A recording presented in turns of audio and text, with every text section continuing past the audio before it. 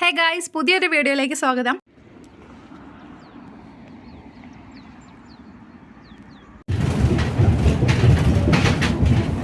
Guys, ഒരു സന്തോഷ വാർത്ത എന്ന് പറഞ്ഞാൽ എൻ്റെ വർക്ക് പെർമിറ്റിൻ്റെ കാര്യങ്ങളെല്ലാം റെഡിയായി. TRC കാർഡ് ലഭിച്ചിട്ടുണ്ട്. സോ നമുക്ക് അതിൻ്റെ ഒരു പുതിയ അപ്ഡേറ്റ് ഞാൻ നിങ്ങളിലേക്ക് അറിയിക്കുകയാണ്. ഞാൻ ഒരുപാട് നാൾ മുമ്പ് ചെയ്തിട്ടുണ്ട് TRC കാർഡിൻ്റെ പ്രോസസ്സ് എങ്ങനെയാണെന്നുള്ളത്. സോ ഇപ്പം ഞാൻ കാണിക്കാൻ പോകുന്നത് ഇപ്പോഴത്തെ ഒരു പ്രോസസ്സിങ് രീതിയാണ്. നോർമലി ഞങ്ങൾ എങ്ങനെയാണ് ചെയ്യുന്നതെന്നുള്ളതാണ്. ഇത് പലർക്കും പല രീതിയിൽ ഡിഫറെൻ്റ് ആയിട്ട് വരാം. ഇപ്പോൾ കമ്പനിയുടെ അക്കോമഡേഷനിൽ താമസിക്കുന്നവർക്ക് ചിലപ്പം വേറെ രീതിക്കൊക്കെ ആയിരിക്കും. എനിക്ക് പ്രോപ്പറായിട്ട് അതിനെക്കുറിച്ച് അറിയില്ല.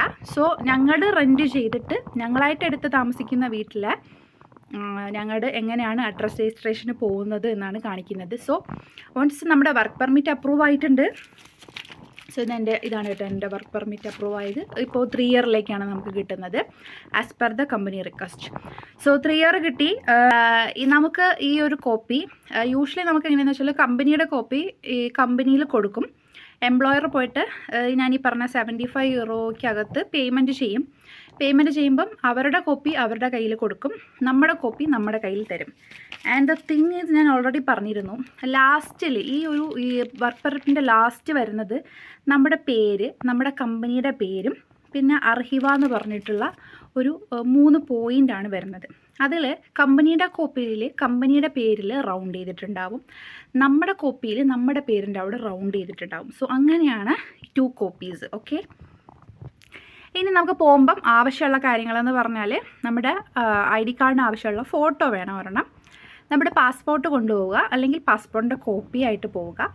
പിന്നെ നമ്മുടെ പഴയ TRC കാർഡ് നമ്മൾ ആ ടൈമിൽ സബ്മിറ്റ് ചെയ്യേണ്ടതായിട്ടുണ്ട്. ഓഫ് കോഴ്സ് ഇല്ല, നിങ്ങൾ നഷ്ടപ്പെട്ടു പോയിട്ടുണ്ടെങ്കിൽ നമ്മൾ പോലീസിൽ കറക്റ്റ് ടൈമിൽ ഇൻഫോം ചെയ്യണം. നമ്മുടെ കയ്യിൽ നഷ്ടപ്പെട്ടു പോയിട്ടുണ്ടെങ്കിൽ അപ്പോൾ അതിനുള്ള പേപ്പർ തരും. അതല്ല, ഇപ്പം നമ്മളെ എവിടെയെങ്കിലും പിടിച്ചിട്ട് കാർഡ് വാങ്ങി വെച്ചിട്ടുണ്ടെങ്കിലും അവർ നമ്മൾ ഫൈൻ അടിച്ചിട്ടോ അങ്ങനെ എന്തെങ്കിലും പേപ്പർ തരും. അപ്പോൾ എന്താണ് നമ്മുടെ കയ്യിലുള്ളത് അതുമായിട്ട് പോവുക. ഇപ്പോൾ ഒരു സംഭവം ഉള്ളതെന്ന് പറഞ്ഞാൽ ഫോം 16A എന്ന് പറഞ്ഞിട്ട് ഒരു സംഭവമുണ്ട്. ഫോം 16A എന്ന് പറഞ്ഞാൽ registration or cancellation of accommodation, temporary and permanent residence and registration of change of address എന്നാണ്. ആക്ച്വലി നമ്മളിപ്പം അഡ്രസ്സൊന്നും ചേഞ്ച് ആവുന്നില്ല, പക്ഷേങ്കിൽ ഇങ്ങനൊരു ഡോക്യുമെൻ്റ് ഉണ്ട്, ഫോം 16A എന്നാണ് പറയുന്നത്. സോ അതിനകത്ത് നമ്മുടെ പേര്, നമ്മുടെ ഡേറ്റ് ഓഫ് ബർത്ത്, നമ്മുടെ country, passport number and the current address. And അതിൽ നമ്മൾ സൈൻ ചെയ്യണം. 1-2 സാധനങ്ങൾ നമ്മളൊന്ന് സൈൻ ചെയ്ത് കയ്യിൽ കരുതുക. അപ്പോൾ ഈ ഒരു സാധനമാണ് പുതുതായിട്ട് എൻ്റെ അറിവിൽ ഇപ്പോൾ അപ്ഡേറ്റ് വന്നത്. പിന്നെ ഓഫ് കോഴ്സ് നമ്മുടെ റെൻ്റൽ കോൺട്രാക്റ്റ് വേണം. അപ്പോൾ റെൻ്റൽ കോൺട്രാക്റ്റ് ഇതാണ് നമ്മുടെ ഒരു റെൻ്റൽ കോൺട്രാക്റ്റ് വരുന്നത്. അപ്പോൾ നോട്ടറൈസ് ചെയ്തിട്ട് ഇതുപോലെ അവരത് സീലാക്കി തരും. സോ അതാണ് ഒറിജിനൽ കോപ്പി എന്നുള്ളത്. ഇതിനകത്ത് നമ്മുടെ എത്ര സ്ക്വയർ മീറ്ററാണ്, എത്ര പേര് ഇതിനകത്ത് താമസിക്കുന്നുണ്ട്, എത്ര രൂപയാണ് റെൻറ്റ്, പിന്നെ പാർക്കിംഗ് ഉണ്ടോ, എങ്ങനെയാണ് എന്നുള്ളതൊക്കെയാണ്, യൂട്ടിലിറ്റി എക്സ്ട്രാ ആണോ എങ്ങനെയാണെന്നുള്ളതാണ് അതിനകത്ത് വരുന്നത്. ഇതെല്ലാം ആയിട്ട് നമ്മൾ പോവുക. പിന്നെ നമുക്ക് ആവശ്യം മുമ്പ് ടിസാക്കിൽ നിന്നൊക്കെ നമ്മൾ സ്റ്റാമ്പ് വാങ്ങിക്കുമായിരുന്നു. 10 യൂറോയ്ക്ക് 2 സ്റ്റാമ്പ് വാങ്ങിക്കുമായിരുന്നു.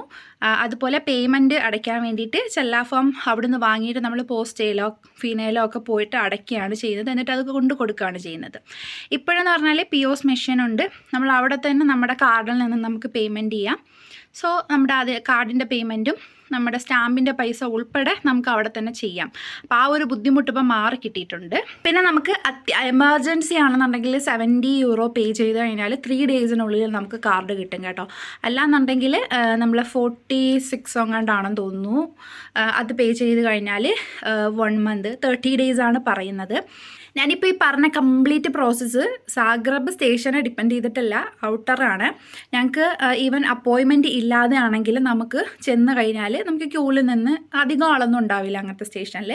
സോ നമുക്ക് കയറി ചെല്ലാം. പക്ഷേ സാഗ്രബിലൊക്കെ പ്രോപ്പറായിട്ട് അപ്പോയിൻമെൻറ്റ് ഉണ്ടാവും.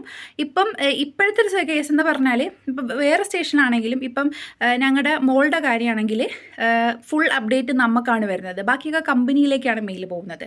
അവളുടെ കേസ് നമ്മൾ തന്നെയാണ് എല്ലാം ചെയ്യുന്നത്. അപ്പം നമുക്ക് അപ്ഡേറ്റ് വരും വിത്ത് അപ്പോയിൻമെൻറ്റ് എന്തൊക്കെയാണെന്നുള്ളത്. നമ്മളിപ്പോൾ വർക്കിംഗ് ആണെന്നുണ്ടെങ്കിൽ കമ്പനിയുടെ അഡ്രസ്സിലോട്ടായിരിക്കും അതിൻ്റെ കാര്യങ്ങൾ പോകുന്നത്. ഇപ്പം ഞങ്ങളുടെ കമ്പനിയിൽ പിന്നെ ഇതുപോലത്തെ കാര്യങ്ങൾ ചെയ്യാൻ വേണ്ടിയിട്ട് ഫുൾ ഔട്ട്സോഴ്സിങ്ങിൽ കൊടുത്തിട്ടുണ്ട്, വേറൊരു ഏജൻസിക്ക് കൊടുത്തിട്ടുണ്ട് ഇത് HR വർക്ക്സ് പകുതി ചെയ്യാൻ വേണ്ടിയിട്ട്. സോ അവരാണ് ഇതൊക്കെ ഹാൻഡിൽ ചെയ്യുന്നത്. അവർക്ക് റെഡി ആകുമ്പം അവർ ഞങ്ങളുടെ HR വിടും, അങ്ങനെയാണ്. പക്ഷേ എപ്പോഴും ഓതറൈസ്ഡ് പേഴ്സൺ ആയിട്ട് ഇത് കളക്ട് ചെയ്യാനൊക്കെ വരേണ്ടത് HR ആണ് ഞങ്ങളുടെ ഓതറൈസ്ഡ് പേഴ്സൺ ആയിട്ട് വരുന്നത്. ഇനി ഞാൻ പറയാൻ പോകുന്ന കാര്യം നിങ്ങൾ വളരെ ശ്രദ്ധയോടെ കേൾക്കുക. അതായത് വൺസ് നമ്മൾ വർക്ക് പെർമിറ്റ് റിസീവ് ചെയ്ത് കഴിഞ്ഞാൽ, നമ്മൾ വർക്ക് പെർമിറ്റ് റെഡി ആയി എന്ന് പറഞ്ഞാലും നമ്മൾ എപ്പോഴാണോ പോയി റിസീവ് ചെയ്യുന്നത് അപ്പം നമുക്ക് അവിടെ നമ്മൾ റിസീവ് ചെയ്ത ഡേറ്റ് അവർ സീൽ ചെയ്ത് തരും. ഓക്കെ, ആ സീൽ ചെയ്തിരിക്കുന്ന ഡേറ്റ് തൊട്ട് 3 days ആണ് നമുക്ക് അഡ്രസ്സ് രജിസ്റ്റർ ചെയ്യാനുള്ള ടൈം എന്ന് പറയുന്നത്. നമുക്ക് ഒൺസ് അത് നമ്മൾ കയ്യിൽ പറ്റി കഴിഞ്ഞാൽ 3 ദിവസത്തിനുള്ളിൽ നമ്മൾ അവിടെ പോയിട്ട് അഡ്രസ്സ് രജിസ്ട്രേഷൻ മസ്റ്റായിട്ട് ചെയ്യുക. അതായത് നമ്മൾ TRC കാർഡിൻ്റെ പ്രോസസ്സ് ഉണ്ടല്ലോ, അത് കറക്റ്റ് 3 daysനുള്ളിൽ ചെയ്യണമെന്നാണ്. അതിൽ 15 ദിവസത്തേക്ക് മാറ്റാൻ പോകുന്നു. അതായത് പുതിയ നിയമം ചേഞ്ച് ചെയ്തിട്ട് 15 days ഒരു ടൈം തരാൻ പോകുന്നു എന്നാണ് പറയുന്നത്. ബട്ട് ആ ഒരു നിയമം ഇതുവരെ ആയിട്ടില്ല. സോ സ്റ്റിൽ നമുക്ക് 3 days ആണ് നമ്മുടെ ആ ഒരു പീരീഡ് ഓഫ് ടൈം എന്ന് പറയുന്നത്. സോ അത് നിങ്ങൾ മസ്റ്റായിട്ട് ശ്രദ്ധിക്കുക. അതുപോലെ മറ്റൊരു കാര്യം, എന്തെങ്കിലും എമർജൻസി കാര്യങ്ങൾ അന്വേഷിക്കാനുള്ളവർ എനിക്ക് മെയിൽ ചെയ്യുക. എൻ്റെ ഇൻസ്റ്റഗ്രാമിൽ മെസ്സേജ് ഇട്ടാൽ ഞാൻ ഇൻസ്റ്റഗ്രാം തുറക്കില്ല. കാര്യം ആ ഇൻസ്റ്റഗ്രാം എന്ന് പറഞ്ഞാൽ എൻ്റെ പേഴ്സണൽ ഇൻസ്റ്റഗ്രാം അല്ല. ഒന്നാമത്തെ കാര്യം, ഞാൻ ഇതിന് വേണ്ടി വെറുതെ ഉണ്ടാക്കിയ അക്കൗണ്ടാണ്. ആൻഡ് അത് ഞാൻ ഈ ഫോണിലും അല്ല നോക്കുന്നത്, സം ടൈംസേ ഞാനത് ഓപ്പൺ ആക്കുള്ളൂ. സോ എന്തെങ്കിലും എമർജൻസി ഉള്ളവർ പ്ലീസ് മെയിൽ ചെയ്യുക. എന്ന് പറഞ്ഞാൽ ഈ ഫോൺ കംപ്ലീറ്റ് ഡാമേജ് ആയിരിക്കുകയാണ്, അത് വേറൊരു സംഭവത്തിലാണ്. സോ അതുകൊണ്ടാണ് അങ്ങനെ പറഞ്ഞത്. അപ്പം നമുക്ക് വീണ്ടും കാണാം. അതുവരെ എല്ലാവർക്കും ബൈ ബൈ.